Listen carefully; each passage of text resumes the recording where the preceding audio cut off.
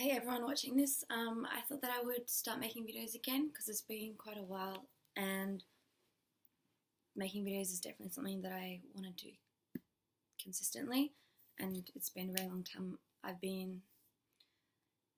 A lot has been happening in my life, but I want to make a video again, and I thought that it's about time that I shared my full story in terms of my mental health and as a person. My mental health plays a big impact on who I am, so I thought that, and I want to do as much as I can to make others not feel alone and bring awareness to things that are important. And one thing that is really close to my heart and that is important to me that I bring awareness to is mental health, because I have struggled a lot and I want others not to struggle in silence and alone. So on the weekend, on Easter Sunday, I published a post on projectsemicolon.com. It's the first time I've ever actually written my story as a complete whole, and it was the first time I published anything to do with my mental health publicly for everyone to see. And I thought that I would just read off that and put that on here. So you can find the story on projectsemicolon.com. And I'm just going to speak now and tell you what my story is. So my name is Emily Bleul. I'm 23 years old, and this is my story. I struggle with borderline personality disorder. Mental illness is something I've struggled with since I was 18, and looking back, had its roots and effects in me even before 18. Where to start is the hardest part when writing about mental illness and suicide, because really, mental illness is not as simple as something that just comes out of nowhere with no cause or explanation. There is a reason we are the way we are. So, I will start with my childhood, where I believe it all began.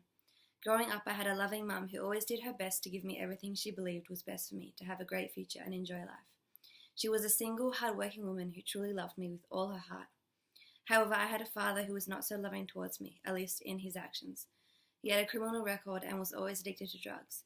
He and my mother fought for custody over me, and my mum ended up with custody. My dad, though, was allowed to spend the weekend with me every second week, unsupervised. I can remember from the age of 5 onwards seeing my dad on weekends in his caravan. Sometimes he would take me shopping and buy me expensive toys and take me to the beach, and other times he would do drugs in front of me or try to drown me. It was either or. One time, however, when I was 9, my father sexually abused me. A year later, my mother found out through one of our innocent conversations, and the result was a court order stopping me from seeing my father until I was 18, plus some community service from him. I will not go into more details, but say that this had a massive impact on who I developed into as a teenager, along with the bullying I also experienced throughout the majority of my school years. As a teenager, I came across as shy, reserved, yet tried very hard to fit in. I felt I never did fit in, no matter how hard I tried. I felt as though no one understood me. I felt alone. When I was around the age of 16, I started overdosing on Panadols whenever I felt this way. I remember one time I went to the emergency to get this checked out when a friend caught on to what I was doing. I didn't even understand what I was doing. All I knew is I felt alone and I was full of pain. When my friend and the doctors asked me why I had done this, I made up a story about having an extremely painful earache. However, I pushed this under the rug, and when I felt like I didn't fit in with those around me at school, I started dating a few boys here and there and pouring myself into relationships. While they lasted, they gave me a sense of belonging. I started to feel like I wasn't alone. My mother also raised me from a Christian background, and after a while, I decided to follow this with everything in me. For 1 year, I didn't date anyone. I decided I would just focus on my studies and God that I began to follow as VCE, my last year of high school, was approaching. Then at the start of my last year in school, another man came along that I met through a friend. He started messaging me, saying sweet things, and swept me off my feet emotionally, as he pushed all the right buttons my heart longed to hear at the time. So I decided to date him, and not just date him, but he became everything to me. I had no friends at school, but I had this guy, and that was all that mattered to me. I left my Christian faith slowly behind, and I gave this guy every part of me. Until a month after I turned 18, I found out this guy had been cheating on me the whole way through. However, he refused to admit it or stop what he was doing, and this threw me off the edge. I started drinking heavily, going out with friends, and behaving like I had never before. There were no drugs in my life, but alcohol became my new best friend. At 18, when drunk one night, I was raped by some men. Friendships that I had outside of school also fell apart. The following years I became anxious at times, depressed, and have done many things that I am not proud. I used alcohol as a way to cope. I self-medicated my pain by cutting myself. I would also starve myself and develop an eating disorder that was on and off. I ended up in a psychiatric ward in 2014 and took drugs, ironically, for the first time, with other patients who snuck drugs into the ward somehow. Following 2014, I have been back in a psychiatric ward 3 more times, abused drugs recreationally, and eventually habitually.